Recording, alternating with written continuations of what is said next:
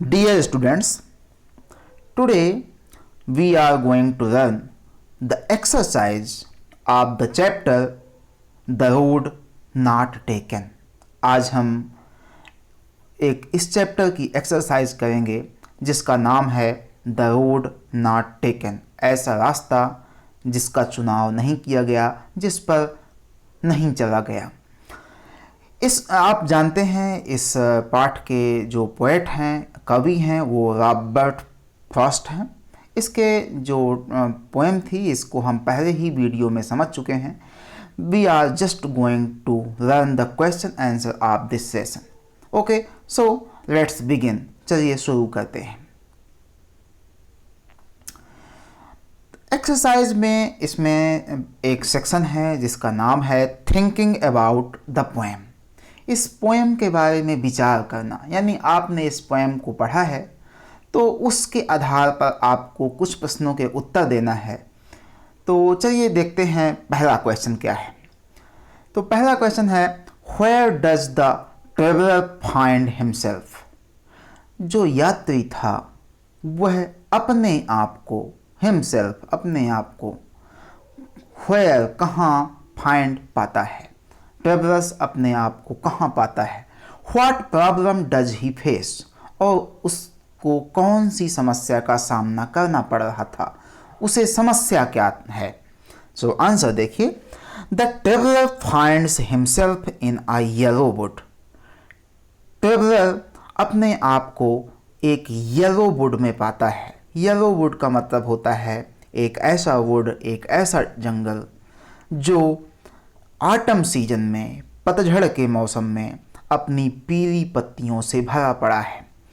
At a point, और उस जगह है उस फॉरेस्ट में, व्हेयर टू रोड्स डाइवर्ज, जहाँ दो रास्ते अलग अलग होते हैं, अलग अलग दिशाओं में जा रहे हैं। यानी एक रोड उस पॉइंट तक आई और उसके पास वो दो अलग अलग रास्तों में बट गई। His problem is to decide, उसकी समस्या ये डिसाइड करना थी, यह चुनाव करना था, on which road he should walk, कि उसे उन दो रास्तों में से किस रास्ते पर जाना चाहिए। ज़िंदगी में भी ऐसे बहुत सारे मोड़ आते हैं जहां हमारे पास ऑप्शंस होते हैं, लेकिन हमें समझ नहीं आता कि हम किसका चुनाव कर रहे हैं जो हमारे लिए लाभकारी होगा। तो ये पोएम एक्चुअली इसी के बारे में है। चलिए अगला क्वेश्चन देखते हैं। अगला क्वेश्चन में है, discuss what these phrases mean to you. Discuss करिए, आपस में बातचीत करिए कि इन जो इस पोएम में फ्रेज आए हैं, फ्रेज मीन्स होता है ग्रुप ऑफ वर्ड्स, शब्दों के दो या दो से अधिक समूह, दो या दो से अधिक शब्दों का जो समूह होता है, ग्रुप होता है, उसे फ्रेज कहते हैं। तो उस फ्रेज का मीनिंग क्या है आपके लिए, ये आपको समझना है। तो इसमें पहला क्वेश्चन है, इसमें 5 क्वेश्चन हैं, क्वेश्चन नंबर 2 के अंदर। The first question is a yellow wood. Yellow wood का मतलब क्या है? तो देखिए आंसर है, yellow wood refers to the forest in the season of autumn. यहाँ येलो वुड का मतलब ये है, येलो वुड का मतलब पतझड़ के मौसम के जंगल से है। मतलब ऐसा जंगल जो ऑटम सीजन में अपनी पत्तियां झाड़ने वाला है, उसकी पत्तियां पीली पड़ गई हैं। व्हेन लीव्स बिकम येलो, आप जानते हैं कि ऑटम सीजन में पेड़ अपनी पत्तियां गिराते हैं और पत्तियां तभी गिरती हैं जब वो विदर्ड हो जाती हैं, येलो हो जाती हैं। It represents a world full of ageing people. यह ऐसे संसार को रिप्रेजेंट करता है, दर्शाता है, जहाँ एजिंग पीपल, ओल्ड पीपल, सयाने लोगों की बहुत सारी संख्या है। मतलब ये संसार सयाने लोगों से भरा पड़ा है। अगला क्वेश्चन देखते हैं। दूसरा फ्रेज है, it was grassy and wanted wear.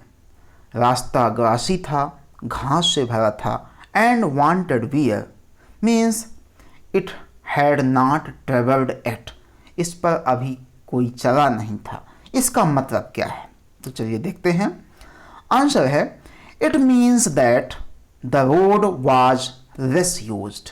इसका मतलब ये है कि वो रोड जो थी, वो रास्ता जो था, उसका यूज लेस किया गया था, कम किया गया था, उस पर चलने वाले बहुत कम लोग थे।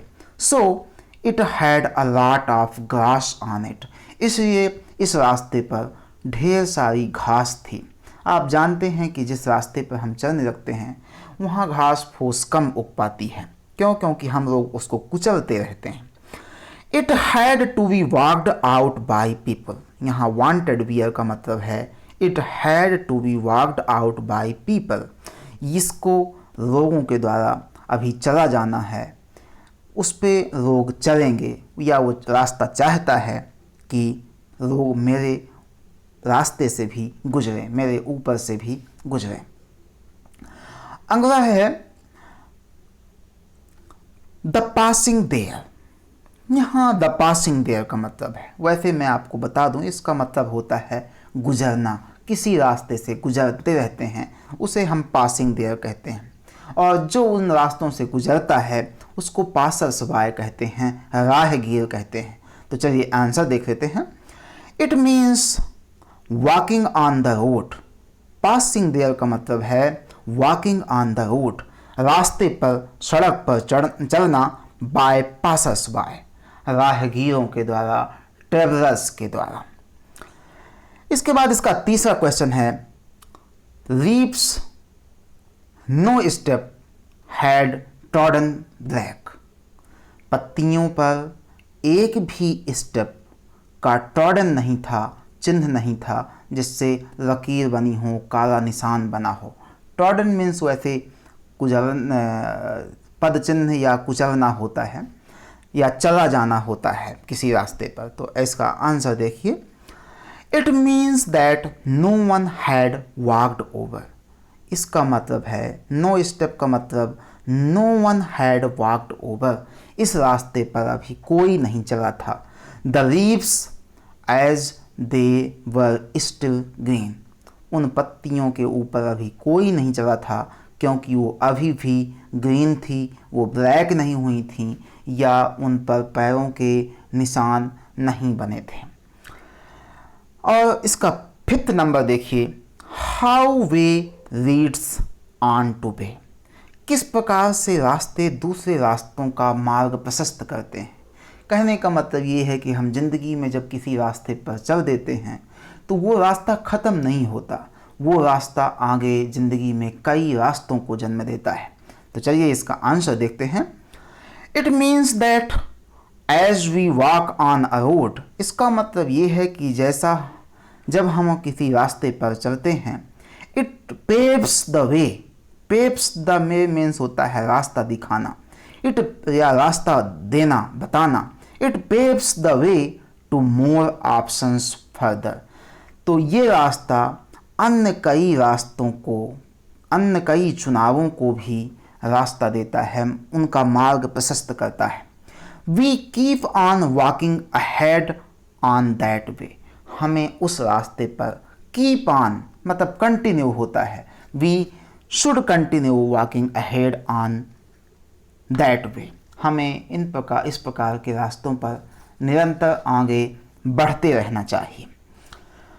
इसके बाद हम देखते हैं क्वेश्चन नंबर 3। इसमें है is there any difference between the two roads as the poet describes them.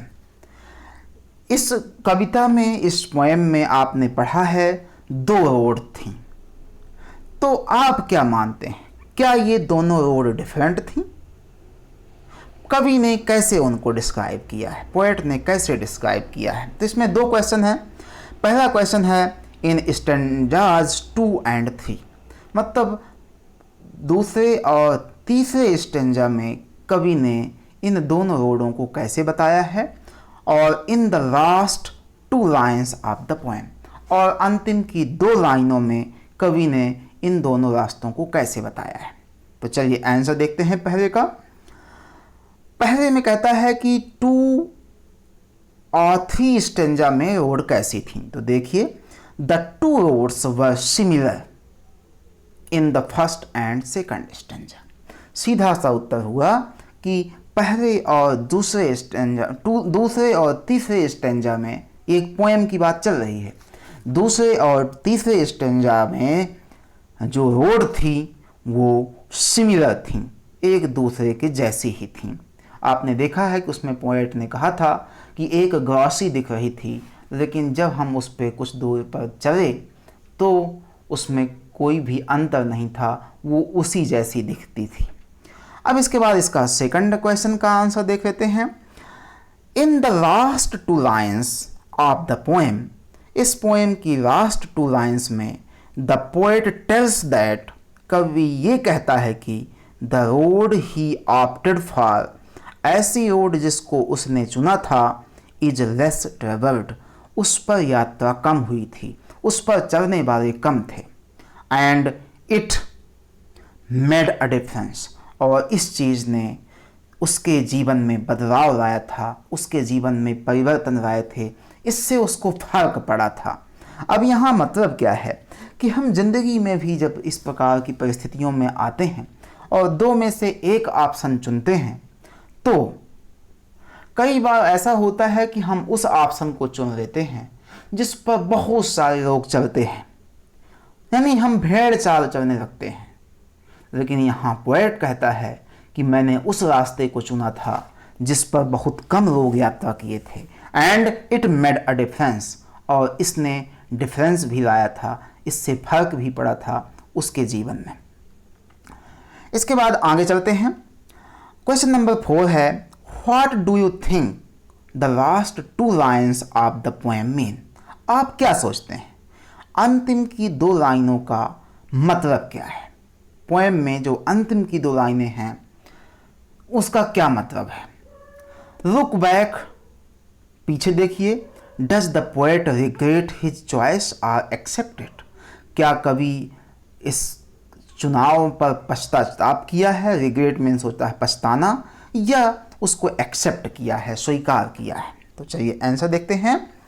The last two lines of the poem means, इस कविता की अंतिम दो लाइनों का मतलब ये है कि the poet chose the path, poet ने उस रास्ते को चुना है, दैट वाज ट्रेवल्ड लेस, जिस पर यात्रा कम की गई है, जिस पर लोग कम चले थे।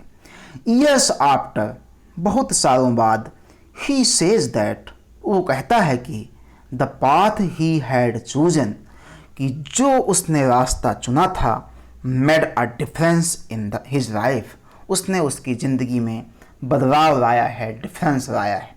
इसका मतलब इससे ये पता चलता है कि उसको रिग्रेट नहीं हुआ। He did not regret about his decision. आगे आप इसमें जोड़ सकते हैं, he did not regret about his decision. उसके बाद चलते हैं, जो ये सेकंड क्वेश्चन था उसका पहला है, have you ever had to make a difficult choice, क्या आपको अभी कभी ऐसा मौका मिला है जब आपको कठिन परिस्थितियों में चुनाव करना पड़े, चुनना पड़े?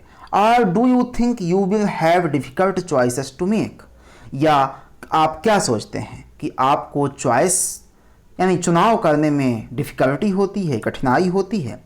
How will you make the choice, आप चॉइस कैसे करेंगे, चुनाव कैसे करेंगे? क्या आधार है आपके चुनाव करने का किसी ऑप्शन का? फॉर व्हाट रीजन्स, और किस वजह से? तो ये हर बच्चे का क्वेश्चन अलग अलग हो सकता है।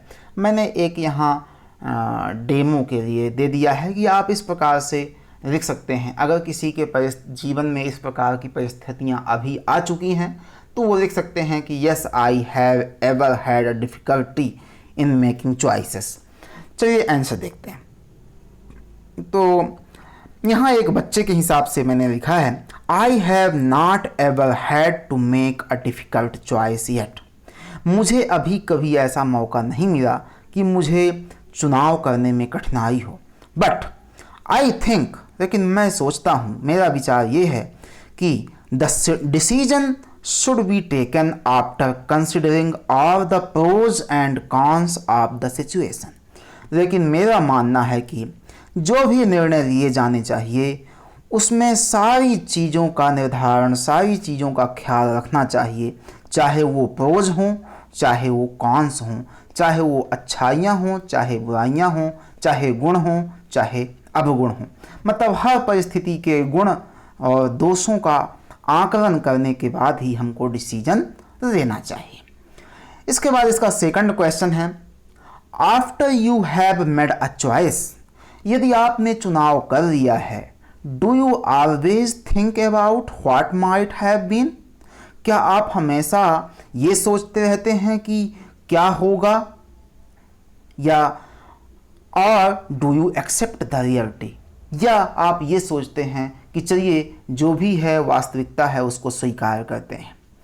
तो ये भी आपका पर्सनल क्वेश्चन है, इसके भी आंसर आप अपने हिसाब से दे सकते हैं।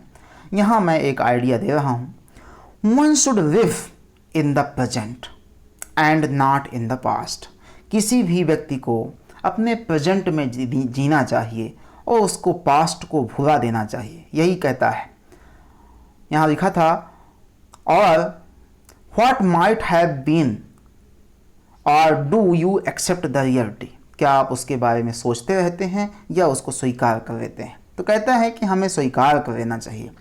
One must not feel nervous, व्यक्ति को नर्वस नहीं होना चाहिए। एंड गेट डिजेक्टेड, डिजेक्टेड का मतलब होता है हताश, निराश, हतोत्साहित, जिसका उत्साह खत्म हो गया हो।